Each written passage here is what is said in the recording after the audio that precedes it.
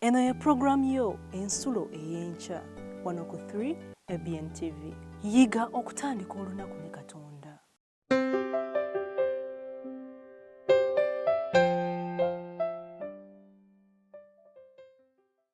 Andaba ku TV yaffe eno eŋŋanzi eya 3 ABN.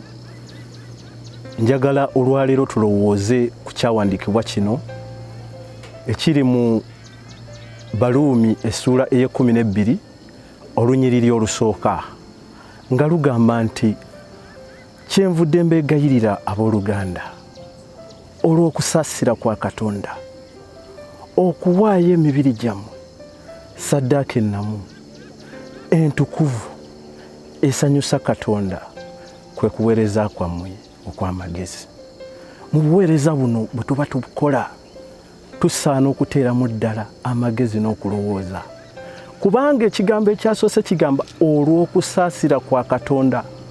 Waliwo okusaasira Katonda waffe kwe yatukolera kwe tuyina okufumiitiriza, kubanga baatusaasira muli twali baakufa, Kristo n'atusaasira. Tuyina naffe okwewaayo mu buweereza.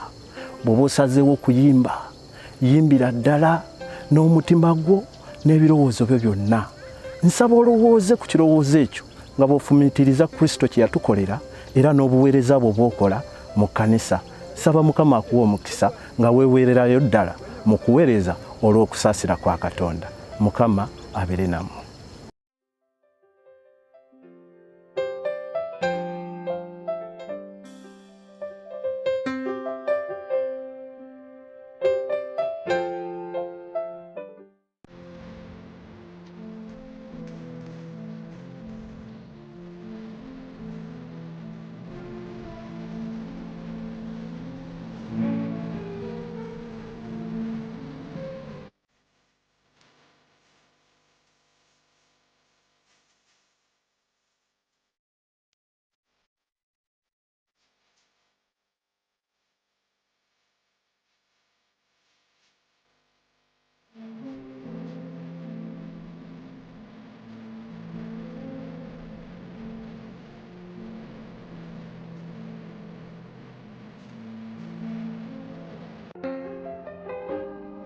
Atenderezebwe Mukama kubanga awulidde bye musaba.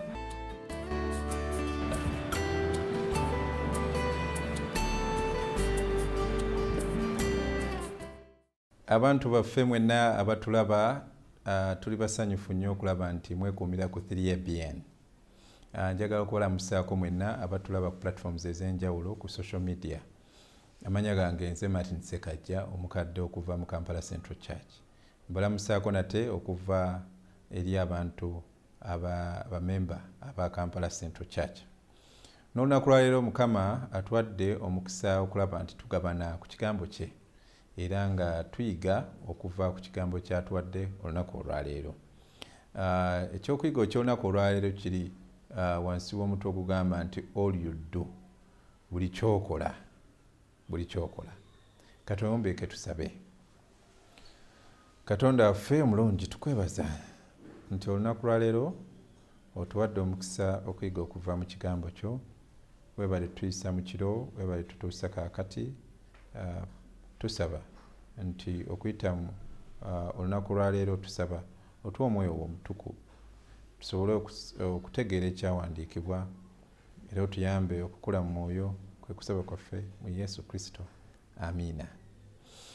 Ekyokuyiga kyaleero tugenda kijja nga tugambye kiva ku mutwe egwa buli kyokola. Tugenda kijja mu kyawandiikibwa ekiva mu Bakolinso ekisooka olunyiriri olwa 16. Bakolinso ekisooka olunyiriri 16 14. 16:14 kigamba byonna bye mukola bikolebwenga mu kwagala. Byonna bye mukola bikolebwenga mu kwagala. Mukama atuyambe okuyiga okuva mu kigambo kino. Mulimu ebigambo bibiri bye twagala okussaako essira. Ekimu kiri byonna mu luzungu all, ti buli kyonna kyokola kikole na kwagala. Buli kintu kyonna, ekitegeeza nti Katonda alina ebintu byatuwa obuyinza okulaba nti tukola. Bwe tusoma mu kitabo kya Matayo 25 nga tusoma ku lugero olwa talanta, Katonda yawa omuntu omu, Yesu atuwa olugero nga lutuwa ku mugagga omu eyavaawo n'awa abantu 3 ebitone ebyenjawulo. Omu n'amuwa okusinziira ku busobozi bwe, yamuwa talanta 1. Omulala n'amuwa talanta 2 okusinziira ku busobozi bwe. Omulala n'amuwa talanta 5 okusinziira ku busobozi bwe. Sitole emugimanyi bulungi nti eyaweebwemu yatya n'agamba bannange, Katonda wange, Mukama wange mumanyi nti bw'anadda n'asanga sikoze magoba mu talanta eno gye yampadde obanga yambulako, kaŋŋende ngitereke. Omulala n'aba ne talanta 2 n'agamba naye Mukama wange, njagala nnyo okumusanyusa nga nkoze ku magoba. Bwe mba nina talanta 2 kaŋŋende nkole ku nziteeke zinvesting, ndabe nti nkomyawo talanta, nkola ku magoba emirundi 2. N'owokusatu bw'atyo n'akola talanta eyalina 5 n'aleeta 10. Era Mukama waabwe yajja yasanyukira nnyo bonna abo abaakola amagoba okusinziira ku talanta ze yabawa, kubanga buli omu yamuwa ku busobozi bwe. Katonda tatusaba kukola ebyo bye tutalinaako buyinza kukola, wabula atusuubira okuba nti bye tusobola okukola tubikola tukozesa buli kyonna ekyetaagisa okulaba nti tubituukiriza. Buli Katonda waakuwa obuvunaanyizibwa, ye kennyini mwesige, ajja kuwa obuyinza kwotambuliza ebintu ebyo ebyenjawulo. Bangi kumwe musobola okukakasa era musobola okujulira Katonda ti newankubadde tubadde tuyita mu mbeera enzibu mu myaka 2-3 emabega, Katonda tatulekeredde era sitira atuwadde okusinziira ku buyinza bwaffe. Tuyise mu mbeera eyo COVID, bizinesi nzigale, ebintu ebyenjawulo biggale, naye famire zammwe tezirekeddaawo kulya, famire zammwe tezirekeddaawo kunywa, tezirekeddaawo kusoma, tezibuliddewo wa kusula. Mu biseera ebyo mutetenkanyizza kyonna ekisoboka. Kwega Katonda yatuteekamu ebinonoggo, yatuteekamu ekiruyi ekyo ekyenjawulo nitusobola okukola kyonna okusobola okulaba nti tukkiriza ekigendererwa kyaffe mu bulamu. So Pawulo waba atusomesa wano ng'agamba kola byonna mu kwagala. So kyagezaako okujjayo nti kola byonna. Kati agattako ekyokubiri ekirimu okwagala. Okwagala kitegeeza ki? Mu kitabo kya Yokaana 21 awo, Katonda abuuza Peetero, amubuuza nti Peetero, ddala onjagala? Omulundi ogusooka Peetero n'agamba nti nkwagala. N'amugamba labirira endiga zange. N'addamu n'amubuuza nti Peetero, ddala onjagala? N'amuddamu. N'omulundi ogwokusatu n'abuuza Peetero, onjagala? Peetero ne yeewuunya, naye Mukama wange byonna obimanyi, ate era ombuuza, ddala okimanyi nti nkwagala? Ne kwegamba nawe bakubuuza nti mukyala wo wakubuuza, naye mwami wange ekituufu onjagala? Omuddamu ki? Omwana wo wakubuuza ddala taata maama onjagala? Omuddamu ki? Mukama wo wakubuuza naye ddala omulimu gwo ogwagala? Oddamu otya? Kituufu omwagala. Era okwagala kuyinza kubanga kutegeeza ki? Okusinziira gwe ku kyoba omanyi. Bikola Abakolinso ekisooka okuva ku lunyiriro ssuula 16 olunyiriro 14, Pawulo agezaako okusomesa Abakolinso nga bagamba byonna kyokola kikole, naye kikole mu kwagala. Njagala okubazaayoko ku ntegeera yange ey'okwagala, entegeera n'enneeyisa ya Katonda ku kwagala. Bayibuli etulaga nti Katonda kwagala. God is love. Era nfact waliwo akayimba ketera okuyimba, God is love and we are his little children. So Katonda kwagala. Era okwagala kuno Katonda kwalina akwolesa mu bintu bingi kuva lubereberye. Olaba Katonda ng'atonda eggulu n'ensi. Olaba Katonda ng'akola ebyobutonde bino byonna, ayawula ensi n'ennyanja. Katonda ng'atonda ennyanja n'ateekamu ebikolwa ebitonde byamu byonna ebyennyanja, n'akola ebirime, n'akola buli kintu kyonna, n'akikola mu kwagala. Bayibuli nno etulaga nti Katonda ali strategic. Takola bukozi bintu ng'abyekanze.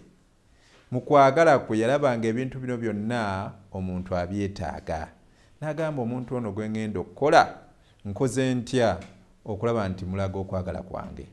Era amawulire amalungi gali nti Katonda n'atonda ebintu byonna omuntu byandyetaaze.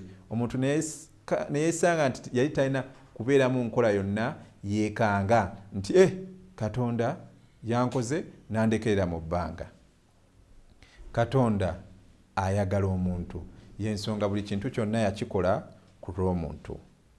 Buli kintu kyonna obanga walina ekiseera kyoweebuuzabuuza nti ddala Katonda gyali oba taliiyo, tunuulira ebikwetoolodde ojja kujjukira nti Katonda gyali era byakola tosobola bikola. So nno Katonda kwagala. So yakola buli kintu kyonna. Wamala okutonda omuntu ono n'alaba ng'era omuntu ono alinako ekimubulako. N'amutunulira bambi Adamu yeetooloola, yeekunya, byonna amaze obbikola, abiwadde amannya, akoze eki naye alina ekimubulako, alina ekyessanyu ekimubulako. Katonda ye yalowooleza Adamu n'agamba so nno ono Adamu ono mulaba engeri gye yeekunya, engeri gy'akola ki, muwadde obuvunaanyizibwa bungi n'awulira tateredde, kankole ki? Kantuukirize ekirala ekikolwa ekyokwagala mu bulamu bwe. Katonda ye yatulowooleza ffe ng'abasajja n'akolayo omukyala. Era Bayibuli etulaga nti Adamu alaba omukyala yenna n'aba nga ali unsettled, tatereera. N'agamba finally Katonda okoze ekitonde ekinsanyusizza. N'amulaba n'asiima. Okiraba? So kya butonde abasajja okusiima abakyala. So Adamu mu kwagala kwa Katonda, Katonda era n'amukolera ki? N'amukolera ekyo kye yali asaanidde okulaba.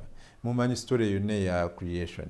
Adamu byonna abikoze, afunye mukyala we, bagenze mu Edeni, bavuddeeyo. Mu Edeni boonooneddeyo bakoze, balemereddwa okugondera Katonda nga bw'ayagala. Olw'okwagala kwa Katonda eyali alina okubasaanyaawo, era yabatunuulira n'agamba nti abantu bano newankubadde banyiizizza, naye bantu bange mbaagala bakola mu kifaananyi kyange. So nkoze ntya okubazza engulu? Katonda n'ateekawo redemption plan. So Katonda kwagala. Katonda yademonstratinga okwagala kye ki? Muganda wange ali eyo atulaba, njagala okujjukiza nti Katonda kwagala. Katonda takomye ku Adamu, yita ku bantu abo bonna bazze nga kuyita mu Bayibuli nga abalaga okwagala, ba Abraham abalaga okwagala okw'enjawulo. Newankubadde nga baali babuusabuusa, buuyo amuwadde essanyu ery'omwana ow'ekisuubizo Isaaka. Ebyo byonna abikola mu kwagala. Newankubadde Abrahamu yeetunuulira ng'ebiseera bye biweddeyo, nga takyasobola kufuna ssanyu lya mwana. Ne Saraayi ng'asekeeterera, bamalayika bazze omukyalira bamuwa amawulire amalungi, asekeeterera. Naye Katonda ng'amanyi nti ono nno tamanyi kwagala kwange gye kukoma, n'amuwa essanyu ery'omwana owuwe mu biseebiro nga bigenze. Obanga oli eyo nga olinamu okubuusabuusa nti Katonda takyasobola kuwa mwana ng'ate kibadde kusaba ku njagala okuzzamu amaanyi kugamba tikkiriza Katonda. Nsabiddeko ku bantu abamu nensaba nenzikiriza Mukama, ffenna ne tukkiriza Mukama n'abasumulula. Naawe nzikiriza Mukama ajja kukusumulula ku lw'okwagala. Amanyi okuyayaana kw'omutima gwo era ajja kuddamu essaala yo. Tujja tugenda ku Bayisirayiri. Katonda kwali kwagala kwe. Musa ali eri, ali mu burning bush, ali mu biseera bye. Mukama awulidde okukaaba kw'abantu be Isirayiri. Bakaaba babonyaabonyezebwa, bali eyo balinga baddu.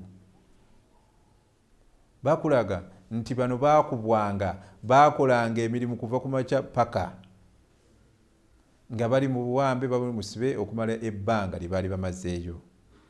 Naye Katonda olw'okwagala n'awulira okukaaba kwabwe. Wobanga owulira olinga muddu, nkwegayiridde muganda wange oba mwannyinaze, kaabira Mukama ajja kuwulira okukaaba kwo, era olw'okwagala kwe ajja kuweerereza omununuzi. Ye kennyini ye bununuzi. Njagala okuzzaamu amaanyi nti Katonda ajja kununula okuva mu buddu obwo. Katonda n'aweereza Musa okununula abantu. Yakola buli kisaanidde. Katonda yakola buli kisaanidde kubanga omutima gwa Faraawo gwali gukakanyadde. Katonda n'akozesa okwagala kwe n'anunula Abayisirayiri. Mujjukira practices ez'enjawulo 10, naye n'akozesa omukono gwe ogw'amaanyi n'anunula Abayisirayiri. Fast forward tujja mu bantu ab'enjawulo. Tujja ku Dawudi. Katonda demonstrating okwagala kwe eri Dawudi. Ebiseera bya Dawudi byonna Katonda yakola buli kisaanidde okulaba nti Dawudi afuuka kabaka. Mumanyi nti Dawudi mu bonna baalonda abantu, mu baana bonna aba Yese, Katonda yalonda Dawudi. Nabbi agenda okulonda ku bantu bano, okulonda kabaka addako okumuteekako amafuta. N'asanga nga mu luggya lwa Dawudi bonna baweddeyo. Ne bamugamba nti waliyo akala, naye ako tekasobola na kufuuka kabaka. Waliyo akali eyo kali eyo kalabirira bulabirizi bisolo, tekasobola okumanya tukadegradinze nnyo tukatadde eyo. N'olw'okwagala kwa Katonda eyo yonna gy'obeera nga teri n'omu alina communication plan yo, teri n'omu alina program ekuyimusa, Katonda olw'okwagala kwe asobola okukusitula n'akujja eyo gye batakumanyi n'akuleeta ku mwanjo. Ky'oba olaba nti olw'okwagala Dawudi yamusitula n'amufuula kabaka. Wamala omufuula kabaka amuwa obuwanguzi eri omusajja eyali atugomya Abayisirayiri. Olw'okwagala Isirayiri, Katonda n'ayamba Abayisirayiri okuyita mu Dawudi. Katonda omulungi ono ayagala ennyo yayamba Dawudi okuwangula entalo ze ebiseera bye yabeera kabaka. Kino akikola kulwa kwagala. Era waba ayogera n'abantu bakabaka ab'enjawulo na bonna, ojja ng'osoma ekitabo kya Samwiri ekisooka ekyokubiri, n'osoma Ssekabaka n'okugenda mu by'omumirembe, ajja nga buli kabaka addako agenda amugeraageranya na Dawudi. Ku lw'omuddu wange Dawudi nja kukola bwe nti. Katonda kwagala era akola buli kisaanidde kubanga ayagala. Katonda ajja olwa Dawudi, olw'okwagala kw'alina mu Dawudi, yeeyongezayo okwagala kwe ng'alaga ebikolwa okuyita mu Sulemaani n'amubuuza ki kye yeetaaga okulembera. Na guno gwa kaakati abantu bakkiriza nti tewabangayo musajja mugezi nga Sulemaani. Era okirabira mu biwandiiko byateeka mu ngero ti Sulemaani yali mugezi. Kino kyonna Katonda yakola buli kyonna okuwa amagezi Solomoni. Tujja bangi nnyo ab'okuwaako ebyokuyigiriza Katonda ng'alaga okwagala kwe. Katonda tujja mu Nabbi Elijah. Nabbi Elijah ng'ali mu biseera eby'ekyeya, Katonda n'amuteeka kagga ke yamuwerangako ensulo y'amazzi. muganda nga osobola okuba mu kyeya naye nga tomanyi na ngeri gy'omalako buli lunaku, kubanga Katonda yalina ebintu ebirisose nga we yakikolera Elijah nabbi Eliya ng'amuwa ebyokunywa n'ebyokulya nga yeeyambisa ebinyonyi buli lunaku asobola okikola nate, kubanga yakikola lwakwagala era atwagala. Katonda awa amaanyi ag'enjawulo eri nabbi Elisha. Jjukira Eliya waagenda, Elisha naye ajja muvubuka muto n'atandika okukola ki? Katonda n'amuteekako omukono gwe ogw'ekisa, n'amuteekako omukono gwe ogw'amaanyi, era yakolanga ebyamagero eby'enjawulo kubanga Katonda yali wamu naye. Elisha oyo olunaku olumu Bayibuli etulaga kigambibwa nti ku byamagero ebimu byakola byali bya mutwe gwa mbazzi eyali egudde mu nnyanja, olw'okuba ebiseera ebyo byali byakulabirira bannabbi ab'enjawulo abato abaali bavaayo, bali bateeka weema zaabwe kumpi n'ennyanja, omu yali yeewoze embazzi n'egwa mu nnyanja. Olw'okuba balina omusajja wa Katonda, Katonda gwe yali ataddeko amafuta ebiseera ebyo, n'amuyamba n'akola ekyamagero. Ekyo kyonna kyakolebwa kwagala. Tujja mu kitabo, tujja ku Yesu Kristo yennyini. Bayibuli etulaga nti Katonda yawaayo omwana we, yakola buli kisoboka kyonna, yawaayo ssaddaaka y'omwana we omu yekka bw'ati Kristo, n'ajja n'atufiirira. Katusomeko mangu mu Yokaana ekisooka okuva ku lunyiriri, Yokaana ekisooka okuva essuula ey'okuna olunyiriri olwa 8 ku 9. Ku kino okwagala kwa Katonda kwe kwalabisibwa gye tuli, kubanga Katonda yatuma mu nsi omwana we eyazaalibwa omu tulyoke tube abalamu ku bw'oyo. Mu kino mwe muli okwagala, so si nga ffe twayagala Katonda naye nga ye yatwagala ffe. So si ffe nti abaayagala Katonda ennyo, naye wabula Katonda yatwagala nnyo n'okuwaayo n'awaayo omwana we n'ajja n'atufiirira. Kirowoozeeko essaawa zino nga bakusabye omwana wo agende afiiririre abalala. Bangi ku mmwe oba otunulira obusika bwo oba otunulira ebintu eby'enjawulo, wabula Katonda yawaayo byonna, yakola buli kisoboka kyonna okulaba nti anunula emyoyo gyaffe, anunula ggwe nange. Twandibadde tetusaanidde kubeera kikye tuli lunaku lwa leero.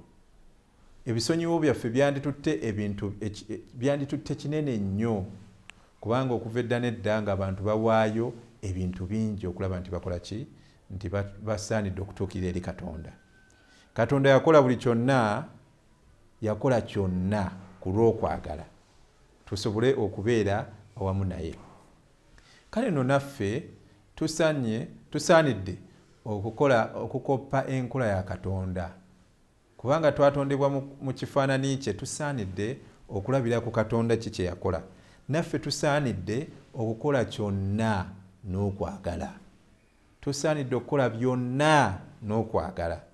Bwe kuba kuweereza, ng'oweereza kola byonna ebyetaagisa. Bangi kumwe babayita okuba badinkoni. Nabeerako omudinkoni yalina okulongoosa emmeeza, yalina okulongoosa ekkanisa abantu bwe bajja okutuula.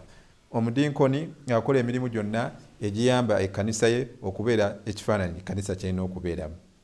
Naye ku bantu nga 3 be baalondanga, ng'oyinza okwekanga kubako abantu 5 abakola emirimu gino nga tebekokkodde, nga 5 bakikola n'okwagala. Oba oli awo 3ABN eno teyandituuse kiki eri kati olunaku olwaleero singa tewabaddewo bantu abeewaayo obulamu bwabwe bwonna, kubanga kitwala obudde, kitwala ssente, kitwala okuteekateeka, kitwala obukugu. Bawaayo kyonna okulaba nti eddoboozi lino likutuukako gy'oli. Naawe osaanidde okuwaayo kyonna ekyetaagisa okulaba nti obuweereza bwo butuuka eri ku mutima gwa Katonda, kubanga Katonda yakola buli kyonna. oba musumba nkwegayiridde kola kyonna ekisoboka nti abantu ba Katonda obatuusa ku namulondo y'ekisa. Kola kyonna ekisoboka obanga oli mukozi.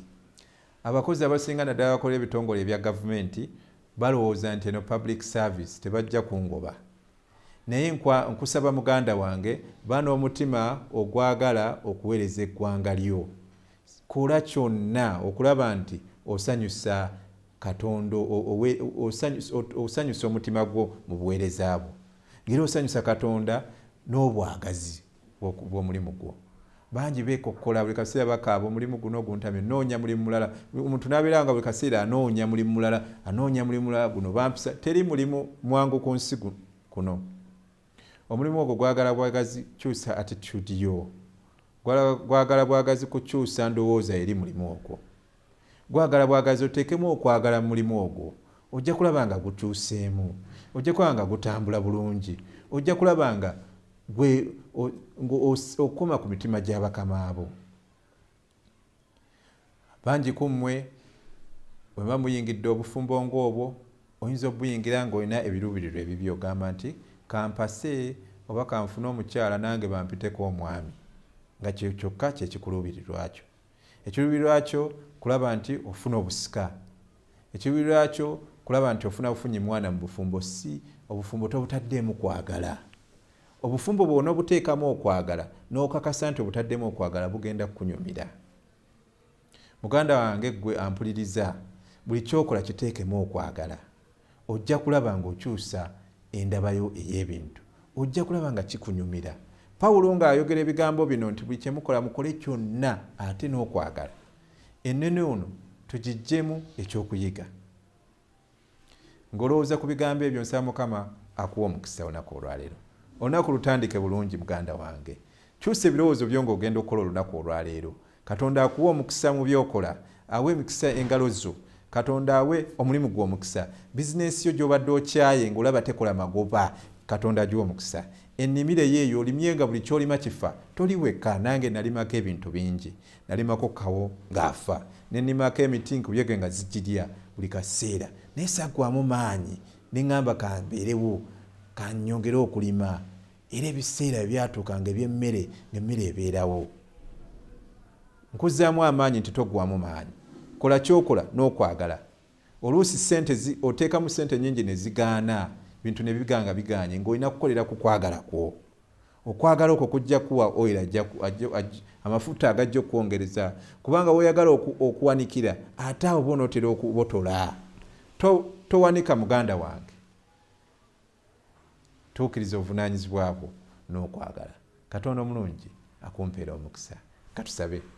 Katonda affe ekisa kingi tuyize okuva mu Bakolinso ekisooka 16:14 nti buli kye tukola tukikole n'okwagala. Tukusaba Mukama otuwe amaanyi, otuwe n'omutima ogukola kye tukola byonna tubikole n'okwagala. Era obiwe omukisa. Abantu bwe bawa omukisa olunaku olwaleero kwe kusaba kwaffe mu Yesu Kristo. Amiina. Yiga okutandika olunaku ne Katonda. Olwo nno ebisuubizo bye birabike gy'oli.